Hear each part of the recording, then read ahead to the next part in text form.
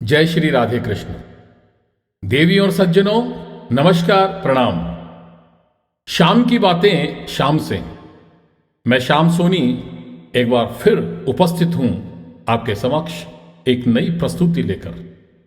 और प्रस्तुति का शीर्षक है भीष्म की अंतिम रात्रि।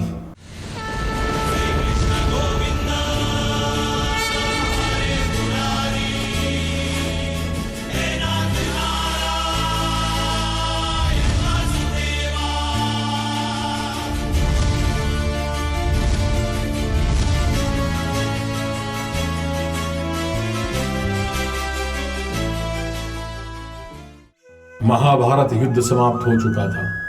युद्ध भूमि में यत्र तत्र योद्धाओं के फटे वस्त्र, मुकुट, टूटे शस्त्र, टूटे रथों के चक्के, छज्जे आदि बिखरे हुए थे और वायुमंडल में पसरी हुई थी घोर उदासी। गिद्ध, कुत्ते, सियारों की उदास और डरावनी आवाजों के बीच निर्जन हो चुकी उस भूमि में द्वापर का सबसे महान योद्धा देवव्रत भीष्म शरशैया पर पड़ा सूर्य के उत्तरायण होने की प्रतीक्षा कर रहा था, अकेला। तभी उनके कानों में एक परिचित ध्वनि शहद खोलती हुई पहुंची। प्रणाम पितामह। भीष्म के सूख चुके अधरों पर एक मरी हुई मुस्कुराहट तैर उठी। बोले, आओ देव के नंदन, स्वागत है तुम्हारा। मैं बहुत देर से तुम्हारा ही स्मरण कर रहा था।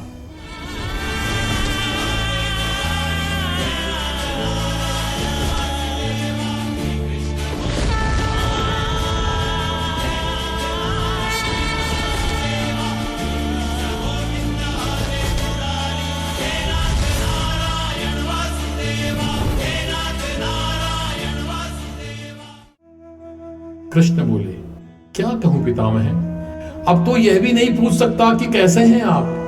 भीष्म चुप रहे। कुछ क्षण बाद बोले, पुत्र युधिष्ठिर का राज्याभिषेक करा चुके केशव। उनका ध्यान रखना। परिवार के बुजुर्गों से रिक्त हो चुके राजा प्रसाद में उन्हें अब सबसे अधिक तुम्हारी ही आवश्यकता है। कृष्ण चुप रहे। भीष्म ने पुनः कहा, कुछ पूछूं केशव, बड़े अच्छे समय से आए हो। संभवतः धरा छोड़ने के पूर्व मेरे अनेक भ्रम समाप्त हो जाए। कृष्ण बोले, कहिए न पितामह। एक बात बताओ प्रभु, तुम तो ईश्वर हो ना। कृष्ण ने बीच में ही टोका, नहीं पितामह, मैं ईश्वर नहीं, मैं तो आपका पौत्र हूं, ईश्वर नहीं।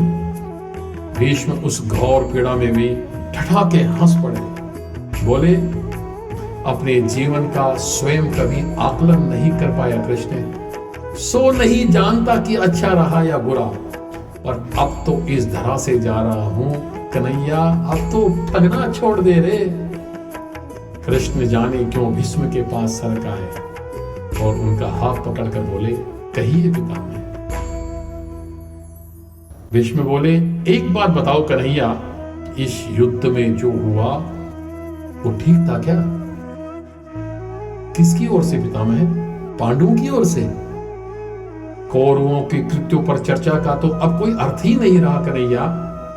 पर क्या पांडवों की ओर से जो हुआ वो सही था? आचार्य द्रोण का वध, दुर्योधन की जंघा के नीचे प्रहार, दुशासन की छाती का चीरा जाना, जयद्रथ के साथ हुआ छल, निहत्थे कर्ण का वध, सब ठीक था क्या? ये सब उचित था क्या? इसका उत्तर मैं कैसे दे सकता हूं पितामह? इसका उत्तर तो उन्हें देना चाहिए जिन्होंने यह सब कुछ किया। उत्तर दें दुर्योधन का वध करने वाले भीम, उत्तर दें कर्ण और जयद्रथ का वध करने वाले अर्जुन। मैं तो इस युद्ध में कहीं था ही नहीं पितामह। अभी भी इतना छलना नहीं छोड़ोगे कृष्ण? अरे विश्व भले कहता रहे कि महाभारत को अर्जुन और भीम ने जीता है, पर मैं जानता हूं कन्हैया कि यह तुम्हारी और केवल तुम्हारी विजय है। मैं तो उत्तर तुम्ही से पूछूंगा कृष्ण। तो सुनिए पितामह, कुछ बुरा नहीं हुआ, कुछ अनैतिक नहीं हुआ, वही हुआ जो होना चाहिए था। हां, जो होना चाहिए था। यह तुम कह रहे हो केशव? मर्यादा पुरुषोत्तम राम का अवतार कृष्ण कह रहा है। यह छल तो किसी युग में हमारे सनातन संस्कारों का अंग नहीं रहा, फिर यह उचित कैसे हो गया? इतिहास से शिक्षा ली जाती है पितामह, पर निर्णय वर्तमान के परिस्थितियों के आधार पर लेना पड़ता है। हर युग अपने तर्कों और अपनी आवश्यकता के आधार पर अपना नायक चुनता है। राम त्रेता युग के नायक थे, मेरे भाग में द्वापर आया। हम दोनों का निर्णय एक सा नहीं हो सकता पितामह। नहीं समझ पाया मैं कृष्ण, तनिक समझाओ तो सही। राम और कृष्ण की परिस्थितियों में बहुत अंतर है पितामह। राम के युग में खलनायक भी रावण जैसा शिव भक्त होता था, तब रावण जैसी नकारात्मक शक्ति के परिवार में भी विभीषण कुंभकर्ण जैसे संत हुआ करते थे। तब बाली जैसे खलनायक के परिवार में भी तारा जैसी विदुषी स्त्रियां और अंगद जैसे सज्जन पुरुष होते थे। उस युग में खलनायक भी धर्म का ज्ञान रखता था, इसलिए राम ने उनके साथ कहीं छल नहीं किया। किंतु मेरे युग के भाग में कंस, जरासंध, दुर्योधन, दुशासन, शकुनी, जयद्रथ जैसे घोर पापी आए हैं। उनकी समाप्ति के लिए हर छल उचित है। हाँ पितामह, हर छल उचित है। पितामह, पाप का अंत आवश्यक है। पितामह, वह चाहे जिस विधि से हो। तो क्या तुम्हारे इन निर्णयों से गलत परंपराएं नहीं होगी कृष्ण? क्या भविष्य तुम्हारे इन छलों का अनुसरण नहीं करेगा? और यदि करेगा तो क्या यह उचित होगा केशव? भविष्य तो इससे भी अधिक नकारात्मक आ रहा है पितामह। कलयुग में तो इतने से भी काम नहीं चलेगा। वहां मनुष्य को कृष्ण से भी अधिक कठोर होना होगा, नहीं तो धर्म समाप्त हो जाएगा। जब क्रूर और अनैतिक शक्तियां धर्म का समूल नाश करने के लिए आक्रमण कर रही हो, तो नैतिकता अर्थहीन हो जाती है पितामह। तब महत्वपूर्ण होती है विजय, केवल और केवल विजय। भविष्य को यह सीखना ही होगा पितामह। क्या धर्म का भी नाश हो सकता है केशव? और यदि धर्म का नाश होना ही है तो क्या मनुष्य इसे रोक सकता है? कृष्ण बोले, सब कुछ ईश्वर के भरोसे छोड़कर बैठना मूर्खता होती है पितामह।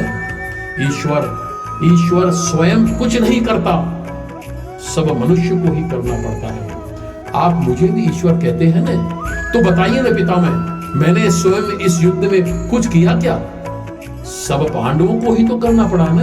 यही प्रकृति का संविधान है। युद्ध के प्रथम दिन यही तो कहा था मैंने अर्जुन से, यही परम सत्य है। भीष्म अब संतुष्ट लग रहे थे, उनकी आंखें धीरे धीरे बंद होने लगी थी। उन्होंने कहा, चलो कृष्ण, यह इस धरा पर अंतिम रात्रि है, कल संवत चले जाना है। अपने इस अभागे भक्त पर कृपा करना कृष्ण। कृष्ण ने मन ही मन कुछ कहा और भीष्म को प्रणाम कर लौट चले। पर युद्ध भूमि के उस डरावने अंधकार में भविष्य को जीवन के सबसे बड़ा सूत्र मिल चुका था। जब अनैतिक और क्रूर शक्तियां धर्म का विनाश करने के लिए आक्रमण कर रही हों, तो नैतिकता का पाठ आत्मघाती होता है। जय जय श्री राधे कृष्ण।